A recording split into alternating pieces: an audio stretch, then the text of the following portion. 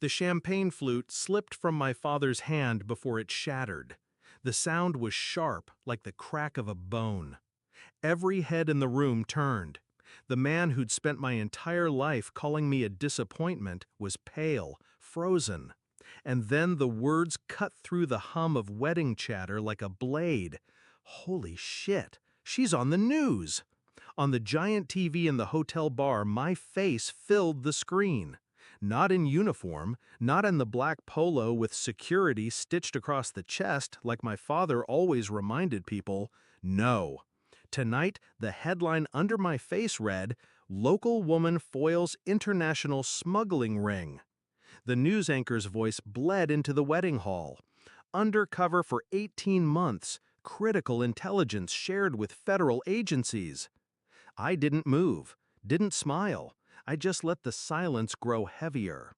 I hadn't been invited to this wedding, not until my little brother insisted. "Come on, you're still family," he'd said, not knowing the years of rot beneath those words. My father's third marriage, another young bride, barely older than me, wearing her new diamonds like armor.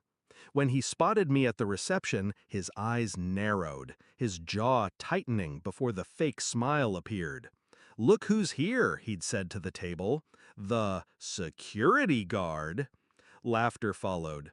The polite kind, the kind people use when they're agreeing with someone's insult without thinking too hard. I let it slide, not because it didn't sting, but because I had a far better weapon than words. Years earlier, I'd tried to be the daughter he could be proud of. University, scholarships, dreams bigger than the little town we were from. But then my mother died, and my father remarried before the dirt on her grave had settled. The new wife hated me, said I was a drain. He believed her. When I left home, it wasn't for a glamorous career. I took the first job I could get, night security at a shipping yard. He never let me forget it. Every phone call was another reminder that I was wasting my life, that I couldn't even get a real job. What he didn't know was that the job wasn't what it seemed.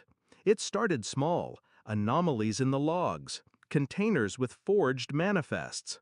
One night, I caught a man trying to slip into a restricted zone. His ID checked out, but something about his eyes told me otherwise.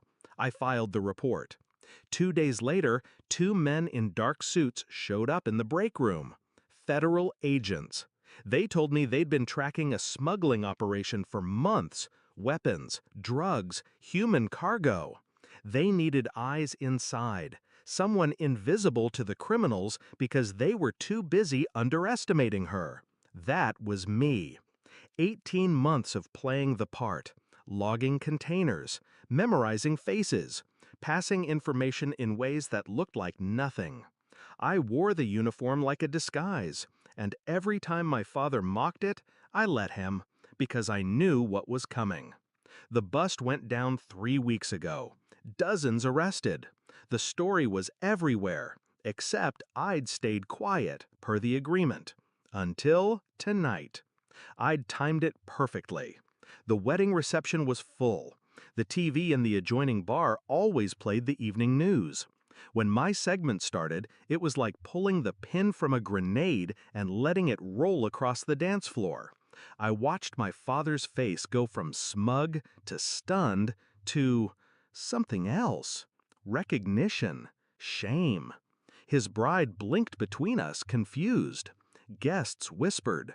The anchor's voice kept talking about heroism and critical undercover intelligence. "Guess it's not just a security guard job," I said softly, raising my glass.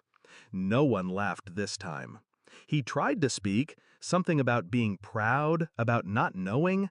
But the thing about a man like my father is, his pride doesn't recover from being proven wrong in public.